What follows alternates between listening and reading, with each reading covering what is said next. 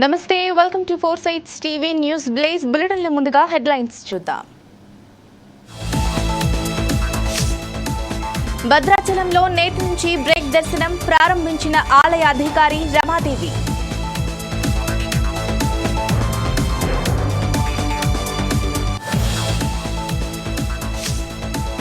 సూర్యాపేట జిల్లాలో లింగ నిర్ధారణ ముఠా అరెస్ట్, 6 నిందితులను అదుపులోకి తీసుకున్న పోలీసులు.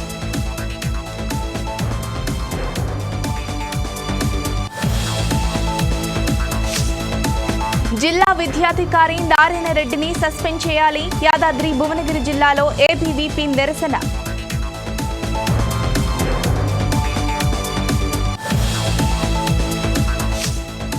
అనకాపల్లి జిల్లాలో 300 కిలోల గంజాయి సీజ్, 2 నిందితులను అరెస్టు చేసిన పోలీసులు.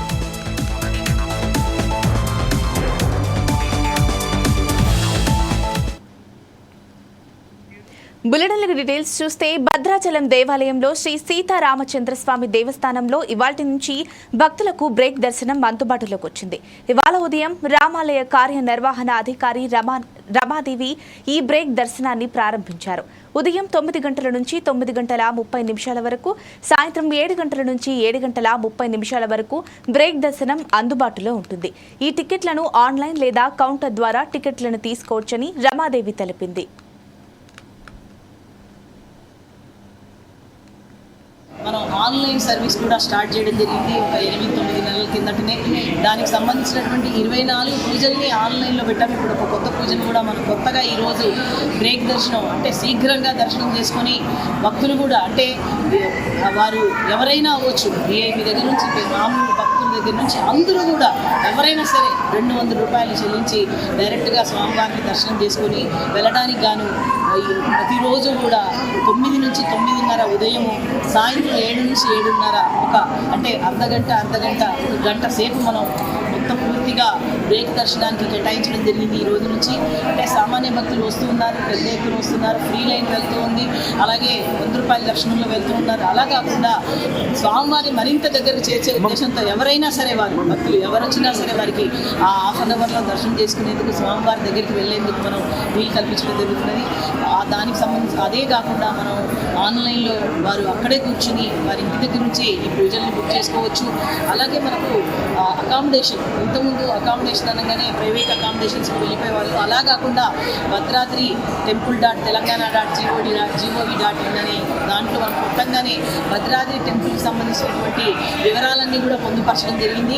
ఎన్ని అకామిడేషన్స్ ఉన్నాయి, ఏమున్నాయి అనేది ఎవరైనా కూడా వారి దగ్గర నుంచి బుక్ చేసుకోవచ్చు. అలా బుక్ చేసుకోలేని పరిస్థితిలో ఉన్నట్టయితే ఇక్కడ ఉన్నటువంటి సిఆర్ఓకి ఇచ్చినట్టయితే అక్కడ కూడా మనం బుక్ చేసి ఇవ్వడం జరుగుతుంది. అలాగే మంచినీటి సౌకర్యాన్ని, ప్యూరిఫైడ్ వాటర్ని కూడా మనం కల్పించడం జరిగింది. అలాగే మనకు వచ్చే భక్తుల కోసం నీడ, ఈ మధ్య కాలంలో జిఎంఆర్ ద్వారా ఒక పెద్ద షెడ్ని కూడా, ప్యాత్వేని కూడా వేసుకోవడం జరిగింది. ఆ ప్యాత్వేలో భక్తులకు ఇంతకుముందు మీకు అందరికీ తెలుసు, భద్రాచలం అనగానే పెద్ద ఎత్తున ఎండలు, వేడి ఉంటుంది కాబట్టి భక్తులకు ఇన్కన్వీనియన్స్ ఉండేది. అలా కాకుండా ఇప్పుడు ప్రస్తుతము షెడ్డులో వాళ్ళు బయట నుంచి లడ్డు కౌంటర్ ముందు నుంచి దేవాలయం దాకా చేరుకునే విధంగా, మరియు విస్తా కాంప్లెక్స్ అంటే భక్తులు ప్రత్యేకమైనటువంటి దర్శనమే కాకుండా ఎప్పుడూ వచ్చేటువంటి రెగ్యులర్గా భక్తులు వచ్చే దారిలో కూడా వేయడం జరిగింది. అలాగే మనము టికెట్లు ఇవ్వడం కానీ, దాంతోపాటు ప్రసాద సౌకర్యాన్ని కూడా మనం రోజు మధ్యాహ్నం వరకు కూడా మనం ఫ్రీ ప్రసాదాన్ని ఇస్తూ ఉన్నాము. మిగతా ప్రసాదాలని అందుబాటులో ఉంచాము. మనకు అలాగే అన్ని విధాలైనటువంటి మన టెంపుల్స్ ఏవైతే సబ్ టెంపుల్స్ ఉన్నాయో ఆ టెంపుల్స్కి సంబంధించినటువంటి వాటిని కూడా ఇంప్రూవ్ చేసుకుంటూ అక్కడ కూడా శని ఆదివారాల్లో పర్ణశాలలు మనం ఫ్రీ ప్రసాద వితరణ కూడా చేసుకుంటున్నాము. కాబట్టి వచ్చే భక్తులకు పెద్ద ఎత్తున రాబోయే రోజుల్లో ఇంకా పెద్ద ఎత్తున రావాలని కోరుతూ, రాబోయే రోజుల్లో మనం దమ్మక్క ఉత్సవం, శబరి ఉత్సవం ఇవన్నీ కూడా జరుపుకోబోతున్నాం. కాబట్టి శ్రీరామనవమి, ముక్కోటి అనేది మనం పెద్ద ఫెస్టివల్స్ కింద జరుపుకుంటాం. అదే కాకుండా ప్రత్యేకమైనటువంటి పండుగలు కూడా మనం జరుపుకుంటున్నాం. కాబట్టి పెద్ద ఎత్తున భక్తులు హాజరు కావాలని, రాముల వారిని దర్శించుకోవాలని, చక్కగా దర్శనం చేసుకొని మహాప్రసాదాన్ని అందుబాటులో ఉంచుతున్నాము. ఇంతకుముందు వలే కాకుండా ఎన్ని ట్రిప్పులైనా సరే మనం 12 గంటల నుంచి మొదలుపెట్టి 2:30 వరకు కూడా ఎన్ని వేల మంది వచ్చినా కూడా భక్తులకు మహాప్రసాదాన్ని, అన్నప్రసాదాన్ని కూడా మనం ఫ్రీగా అందిస్తున్నాము. దాన్ని కూడా సద్వినియోగం చేసుకోవాలని కోరుతూ ఖమ్మం నగరంలోని 60వ డివిజన్ దానవాయిగూడెం ప్రాంతంలో డంపింగ్ యార్డును తరలించాలని స్థానికులు కోరుతున్నారు. ఆరోగ్యాన్ని కాపాడాలంటూ అధికారులకు విజ్ఞప్తి చేస్తున్నారు.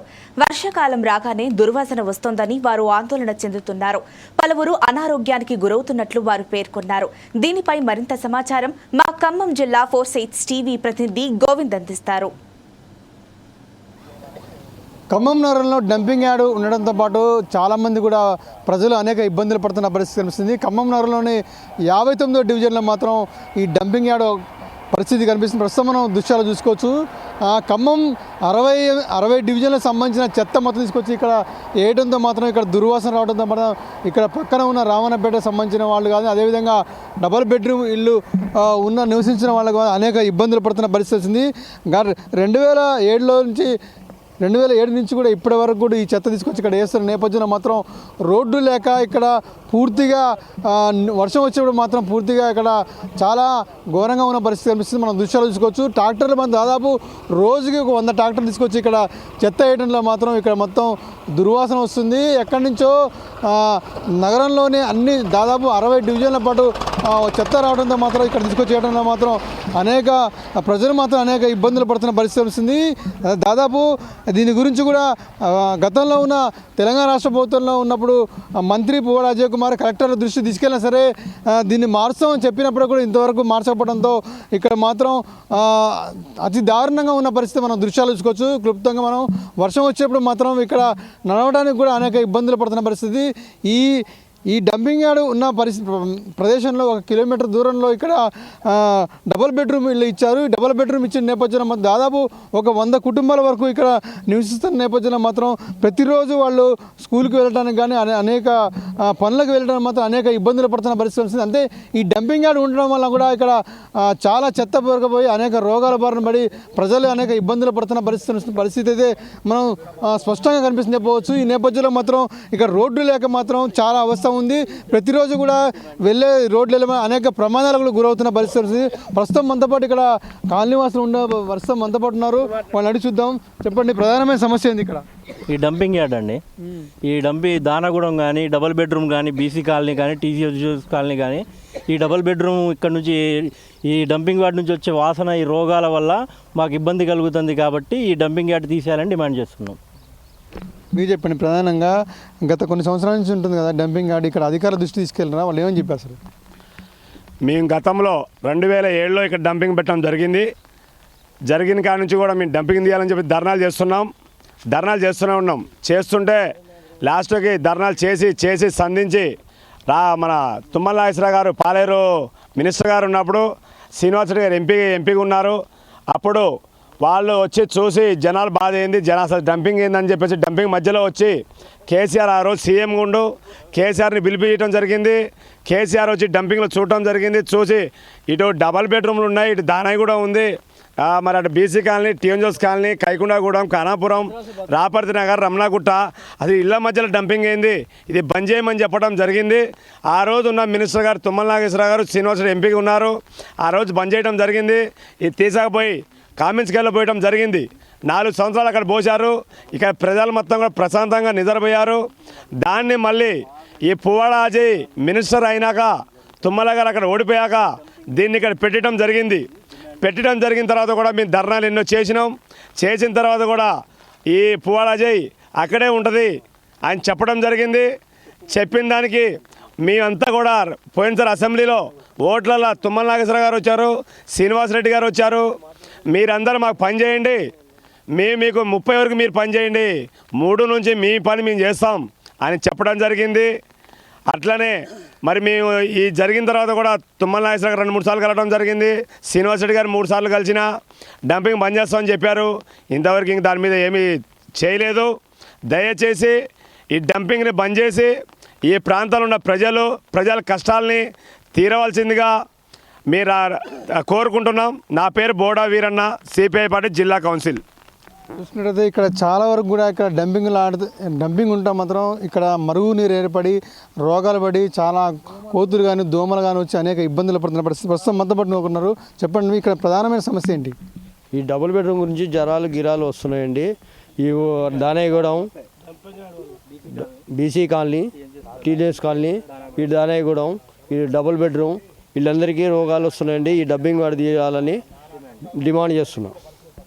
ఓకే, మొత్తం చూసినట్టయితే డబుల్ బెడ్రూమ్కి దగ్గరలో ఉన్న ఈ డంపింగ్ యార్డ్ చూసినట్టయితే చాలా వరకు కూడా ఇక్కడ రోడ్లు లేక అనేక ఇబ్బందులు పడుతున్న పరిస్థితి కనిపిస్తుంది. ప్రధానంగా చూసినట్టయితే 100 కుటుంబాల వరకు ఇక్కడ డబుల్ బెడ్రూమ్ దగ్గర ఉన్న నేపథ్యంలో మాత్రం ఈ డంపింగ్ యార్డు ఉన్న పరిస్థితుల్లో మాత్రం వెళ్ళేడానికి రోడ్లు మాత్రం అధ్వానంగా ఉన్నాయని చెప్పి కూడా వాపోతున్న పరిస్థితి కనిపిస్తుంది. ఇప్పటికైనా సరే రాష్ట్ర ప్రభుత్వం కానివ్వండి, అదేవిధంగా జిల్లా కలెక్టర్ కానివ్వండి, అధికారులు కానీ స్పందించి ఈ దాదాపు 1.5 కిలోమీటర్ల వరకు ఈ రోడ్డు అధ్వానంగా ఉన్న నేపథ్యంలో మాత్రం ఎటు వెళ్ళలేని పరిస్థితి ఉంది. అనేక ప్రమాదాలు కూడా గురవుతున్న పరిస్థితి కనిపించకపోవచ్చు.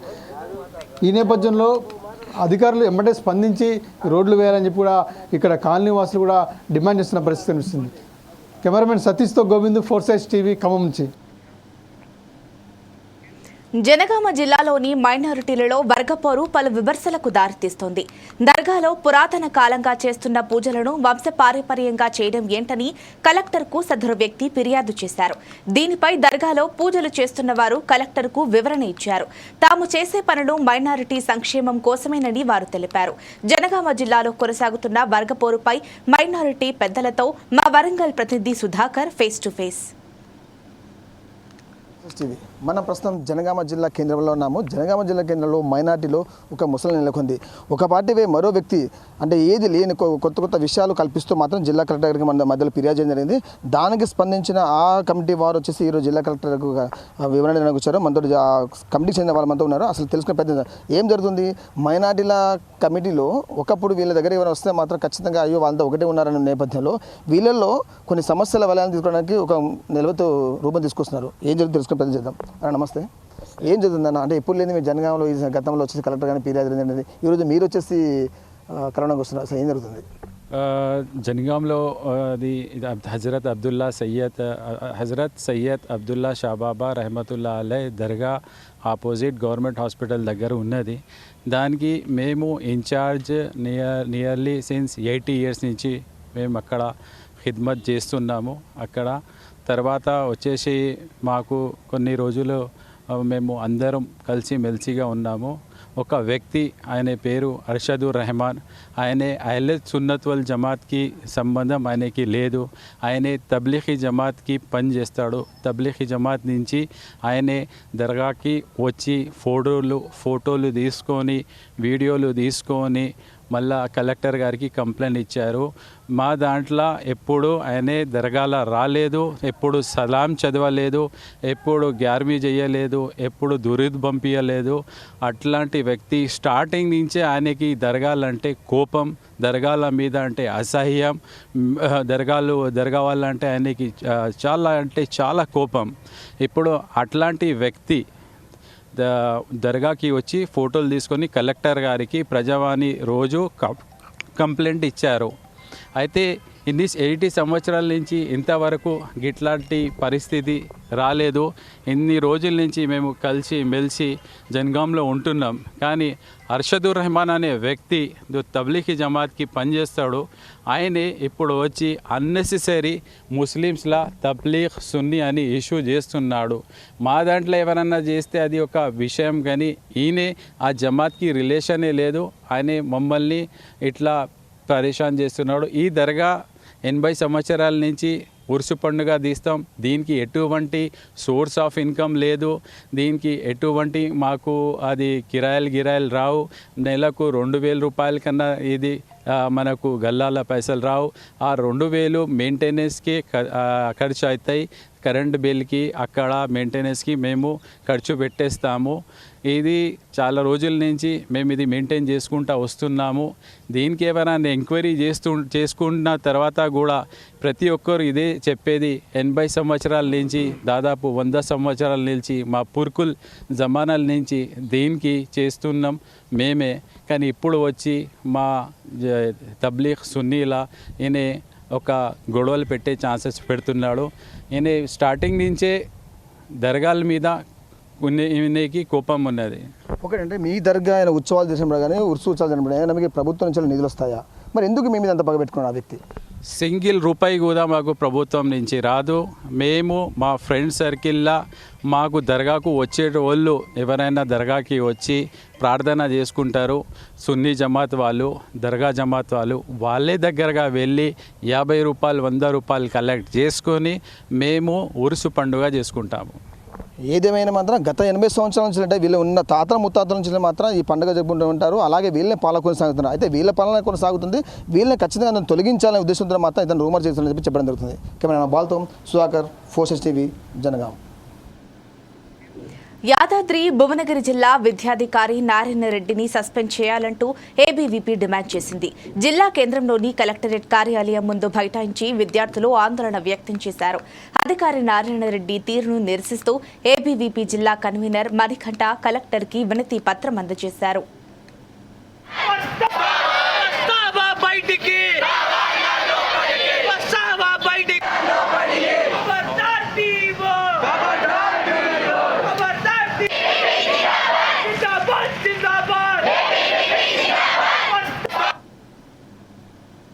ఏబీవీపీ యాదాద్రి భువనగిరి జిల్లా శాఖ ఆధ్వర్యంలో ఈరోజు విద్యారంగ సమస్యలను పరిష్కరించాలని ఈరోజు డిఈ ఆఫీస్ ముందు ధర్నా నిర్వహించడం జరుగుతూ ఉన్నది.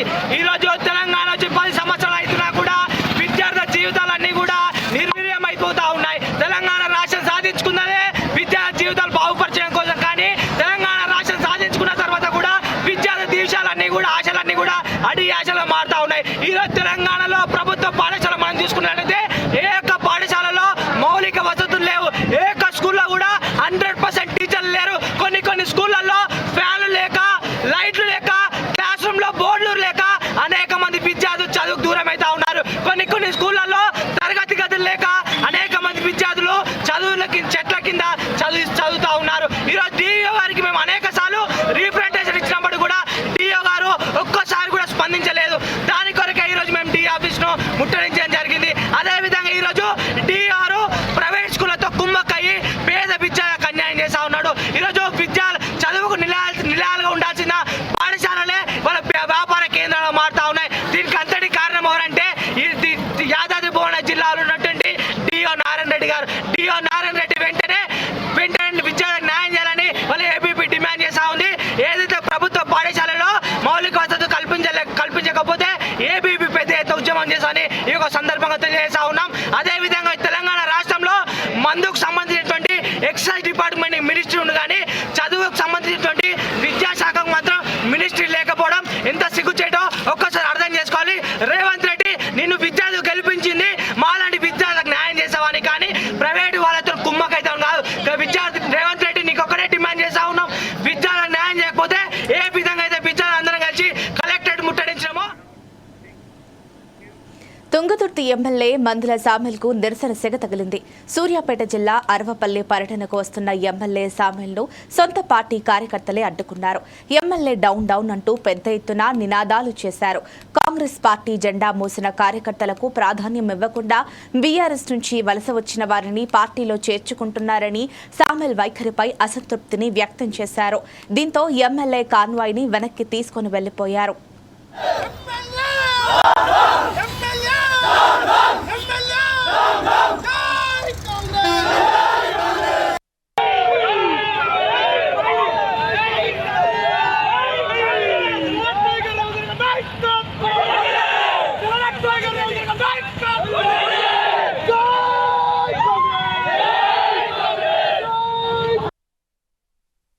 కార్యక్రమం చేయడానికి కారణం మా తుంగతుర్తి శాసనసభ్యులు మందుల సామెల గారు ఏ గ్రామానికి, మండలానికి, బ్లాక్లకు ఇన్ఫర్మేషన్ లేకుండా గ్రామాలకు వస్తుంటే గ్రామాలలో ఉన్న కార్యకర్తలు, మా లీడర్లు మమ్మల్ని ప్రశ్నిస్తుంటే ఎమ్మెల్యే గారు నిమ్మక నీరెత్తినట్టు పట్టించుకోకుండా ఏమైనా టీఆర్ఎస్ నుంచి వచ్చిన నాయకులను వెంబడేసుకొని తిరుగుతుండు. అందుకు మేము నిరసన కార్యక్రమం తెలియజేస్తాం. అనకాపల్లి జిల్లా చోడవరంలో 300 కేజీల గంజాయిని పోలీసులు సీజ్ చేశారు. చోడవరం పెట్రోల్ బంక్ వద్ద తనిఖీలు నిర్వహిస్తుండగా కారులో గంజాయి లభ్యమైంది. దీంతో కారును ఆపి గంజాయిని స్వాధీనం చేసుకున్నారు. గంజాయిని తరలిస్తున్న 2 నిందితులను పోలీసులు అదుపులోకి తీసుకున్నారు. నిందితులు ఒడిశా రాష్ట్రానికి చెందిన వారిగా గుర్తించారు. 29/6/2024 ఉదయం 8 గంటల సమయంలో Chodavaram sub inspector of police D Sekharam గారికి రాబడినటువంటి సమాచారం మేరకు మధ్యవర్తులతో కలిసి గంజాయి అక్రమ రవాణా అవుతుంది, వాహనంలో వస్తున్న పాడేరు వైపు నుంచి వస్తున్న వాహనంలో వస్తుందని తెలిసిన సమాచారం మేరకు పోలీస్ స్టేషన్ దగ్గరలో ఉన్నటువంటి పెట్రోల్ బంక్ దగ్గర వెహికల్ చెకింగ్ చేయడం జరిగింది.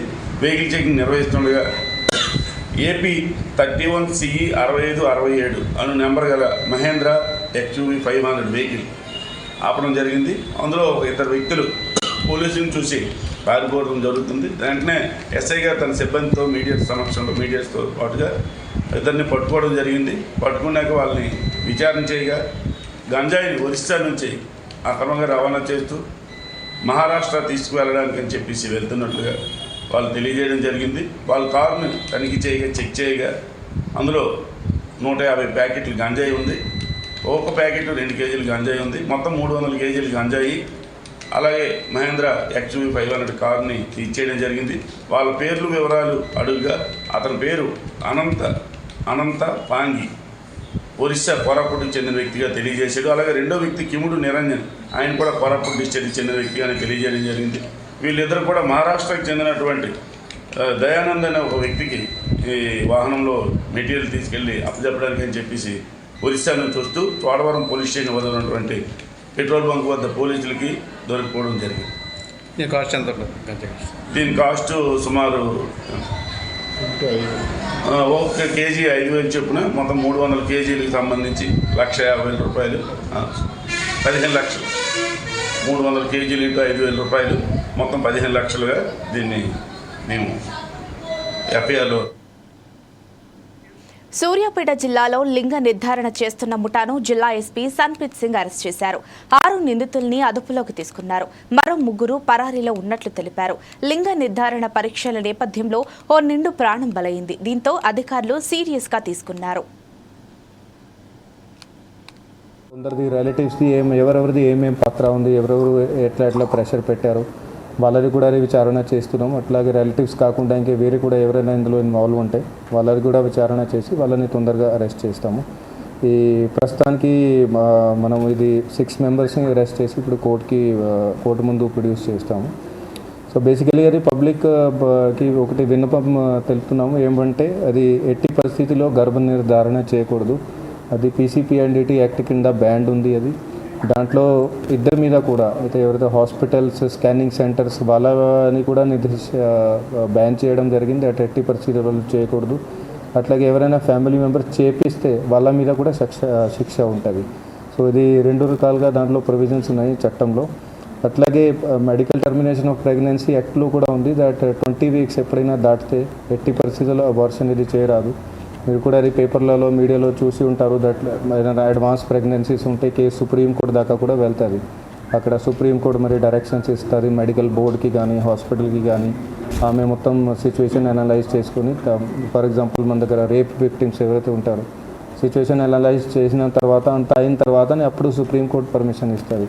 సో ఇదంతా సీరియస్ ఉంటుంది. కానీ ఇది ఈ కేసులో చూస్తున్నాము, ఇది హాస్పిటల్స్ రకరకాలుగా చాలా క్యాజువల్గా మరి వచ్చింది 7th మంత్ అడ్వాన్స్ ప్రెగ్నెన్సీలో వచ్చినా కూడా డైరెక్ట్గానే టాబ్లెట్స్ ఇచ్చి అబార్షన్ స్టార్ట్ చేశారు.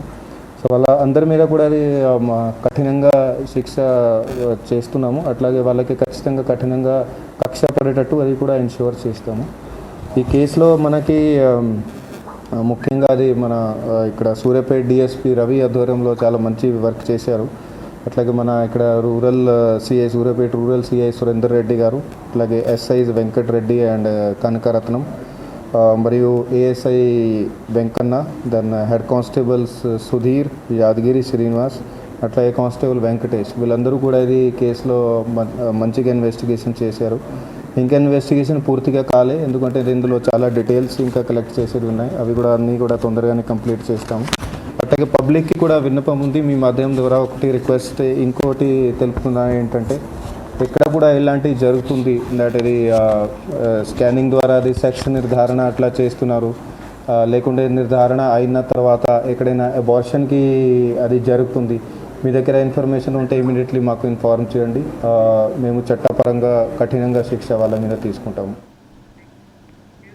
నల్గొండ జిల్లా హాలియాలో ప్రాథమిక వ్యవసాయ సహకార సంఘం ఆధ్వర్యంలో రైతులతో వ్యవసాయ శాఖ అధికారులు ప్రత్యేక జనరల్ బాడీ సమావేశం నిర్వహించారు. ఈ కార్యక్రమానికి అసిస్టెంట్ రిజిస్టర్ అధికారి మురళితో పాటు చైర్మన్ మధుసూదన్ రెడ్డి, ఏవో సరిత పాల్గొన్నారు.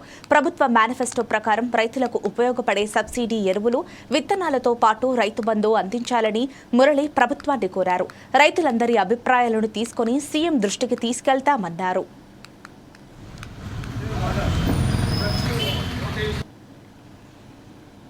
ప్రత్యేక జనరల్ బాడీ సమావేశం నిర్వహించమైంది.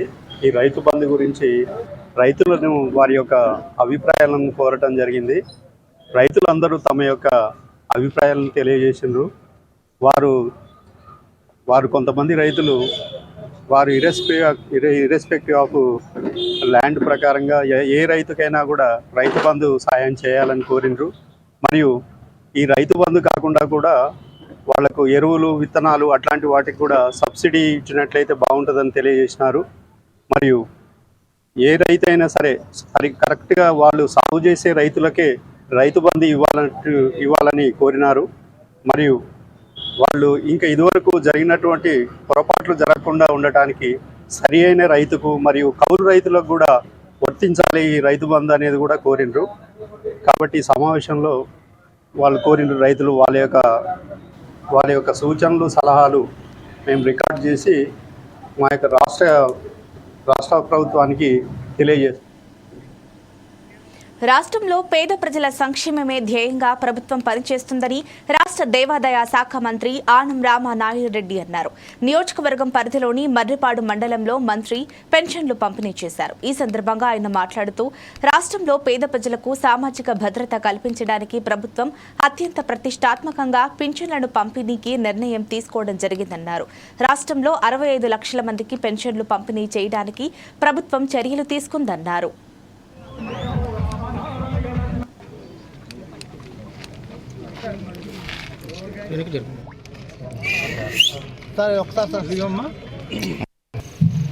ఒకటి నేను మనవి చేశాను. పొద్దున 6 గంటలకు మొదలైన పెన్షన్లు పంపిణీ ప్రతి గ్రామంలో, ప్రతి సచివాలయంలో ఇప్పటి వరకు పంపిణీ చేశారు. నెల్లూరు జిల్లాలో 97% పెన్షన్లు పూర్తిగా పంపిణీ చేశారు లబ్ధిదారులకి. ఈ ప్రభుత్వ అధికారులే కాబట్టి ప్రభుత్వ అధికారులు పని చేయరు అని ఏదైతే వాదన చేశారో గత ప్రభుత్వంలో పెద్దలు వాళ్ళకి చేసి చూపించాము అని చెప్పి ఇవాళ 97% అంటే 3,13,000 పెన్షన్లు మన జిల్లాలో ఉంటే 3 లక్షల పెన్షన్లు పూర్తి చేశాం. ఇక 13,000 ఉన్నాయి. అవి కూడా ఇదిగో అక్కడ ఇక్కడ నాగోటు వాళ్ళ కోసం ఆపినారే. నేను మిగతా నియోజకవర్గాల్లో పంపిణీ చేస్తూ ఉన్నారు అధికారులు.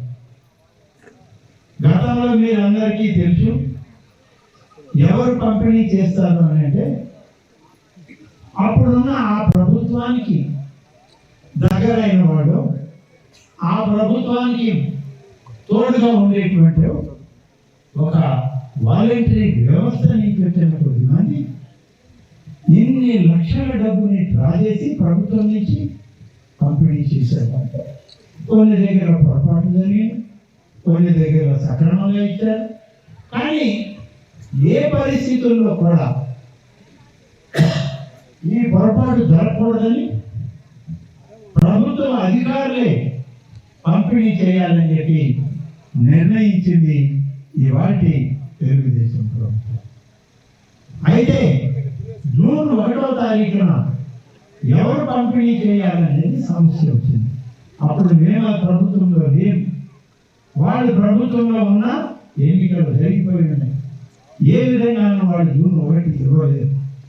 అందుకని వాళ్ళు ఏం చేశారు, కోర్టుకు వెళ్ళి తెలుగుదేశం ప్రభుత్వమే, తెలుగుదేశం పార్టీయే, చంద్రబాబు నాయుడే మీకు వచ్చే పెన్షన్లు రానికుండా చేశాడని చెప్పి మా మీద తప్పుడు ఆరోపణలు చేశారు. తప్పుడు నిందలను మా మీద వేయడం జరిగింది. కానీ ప్రజలు విఘ్నులైనటువంటి మీరు, మంచి ఆలోచన చేయగలిగిన విజ్ఞానం కలిగిన మీరు మంచి ఆలోచన చేశారు. న్యాయస్థానాలు కూడా దాన్ని ఆమోదించిన ప్రవర్తనని పెరుగుతూ పోతూ 1975వ సంవత్సరంలో దేశవ్యాప్తంగా ఎమర్జెన్సీ విధించి రాజ్యాంగ స్ఫూర్తిని దెబ్బతీసి వేలాది మంది సిక్కులని ఊచకోత విధించిన వారు పార్లమెంటులో నీతులు పలకడం హాస్యాస్పదంగా ఉందని బీజేపీ రాష్ట్ర అధ్యక్షురాలు దగ్గుపాటి పురంధేశ్వరి అన్నారు. పార్లమెంట్లో రాహుల్ గాంధీ హిందువుల మీద చేసిన వ్యాఖ్యలు వెనక్కి తీసుకోవాలని ఆమె డిమాండ్ చేశారు. హిందువులకి రాహుల్ గాంధీ క్షమాపణలు చెప్పాలని ఆమె కోరారు. 1975వ సంవత్సరంలో దేశవ్యాప్తంగా ఎమర్జెన్సీని విధించి రాజ్యాంగ స్ఫూర్తిని దెబ్బతీసినటువంటి వారు, అదేవిధంగా వేలాది మంది సిక్కుల్ని ఊచకోతకి గురి చేసినటువంటి వారు పార్లమెంట్లో నీతులు పలకటం అనేది ఇది చాలా హాస్యాస్పదం. నిన్న రాహుల్ గాంధీ గారు పార్లమెంట్లో నిలబడి హిందువులందరూ కూడా అసత్యాలు పలుకుతారని, అదేవిధంగా వారు హింసకి పాల్పడతారని మరి వారు చెప్పడం అనేది దేశంలో హిందూ ధర్మాన్ని ఆచరిస్తున్నటువంటి కోట్లాది మంది మనోభావాల్ని వారు దెబ్బతీయటమే. కనుక రాహుల్ గాంధీ గారు వెంటనే భారతదేశానికి, అదేవిధంగా హైందవ ధర్మాన్ని ఆచరిస్తున్నటువంటి హిందువులందరికీ కూడా వారు వెంటనే క్షమాపణ చెప్పాలి. రామచంద్ర ప్రసాద్ హత్యపై ప్రభుత్వం ఎందుకు స్పందించడం లేదంటూ వైసీపీ నేత పోతన మహేష్ ఆగ్రహం వ్యక్తం చేశారు. హత్య కేసులో నిందితుడిగా ఉన్న మణికంఠ విషయంలో ప్రభుత్వం ఎందుకు స్పందించడం లేదని ప్రశ్నించారు. గడ్డం మణికంఠ టీడీపీ కార్యకర్త అని స్పష్టమవుతోందని హాట్ కామెంట్స్ చేశారు. నమస్కారం. విజయవాడలో ప్రేమోన్మాది గడ్డం మణికంఠ హత్య చేసినటువంటి దర్శిని తండ్రి శ్రీరామచంద్రమూర్తి గారి మరణం పట్ల ఇంతవరకు రాష్ట్ర ప్రభుత్వం ఎందుకు స్పందించాలా? హోంమంత్రి గారు ఎందుకు స్పందించాలా? దీనికి కారణం గడ్డం మణికంఠ తెలుగుదేశం పార్టీ కార్యకర్తనా? తెలుగుదేశం పార్టీ సానుభూతిపరుడనా? ఇంత సంచలనం రేపినటువంటి ఈ హత్యపై ఇంతవరకు రాష్ట్ర ప్రభుత్వం కానీ, తెలుగుదేశం పార్టీ నాయకులు కానీ, కూటమి నాయకులు కానీ స్పందించలేదంటే ఖచ్చితంగా గడ్డం మణికంఠ తెలుగుదేశం పార్టీ సానుభూతిపరుడు, తెలుగుదేశం పార్టీ కార్యకర్త కనుకనే ఇంతవరకు రాష్ట్ర ప్రభుత్వం కానీ, హోంమంత్రి గారు కానీ, అదేవిధంగా తెలుగుదేశం పార్టీ నాయకులు కానీ, పశ్చిమ నియోజకవర్గంలో ఉండేటువంటి ఎమ్మెల్యే సుజనా చౌదరి గారు కానీ కనీసం స్పందించకపోవడానికి కారణం ఇవేమి మేము సొంతంగా చెప్తున్నటువంటి మాటలు కాదు. గడ్డం మణికంఠ మీరు చూస్తూ ఉంటే కేశినేని చిన్ని గారితో వారు దిగినటువంటి ఫోటో, మణికంఠ దిగినటువంటి ఫోటో, మరొక ఫోటో కేశినేని చిన్ని గారితో ఉన్న ఫోటో మొన్న ఎలక్షన్ సందర్భంగా, మరొక ఫోటో చూడండి కార్పొరేషన్ ఎన్నికల సందర్భంగా మణికంఠ చంద్రబాబు నాయుడు గారు ప్రచారం చేస్తున్నటువంటి సందర్భంలో ఆయన సెల్ఫీ తీసుకున్నటువంటి ఫోటో. ఇవి ఇప్పటి వరకు అప్డేట్స్. మరిన్ని అప్డేట్స్ కోసం చూస్తూనే ఉండండి 4 Sides TV.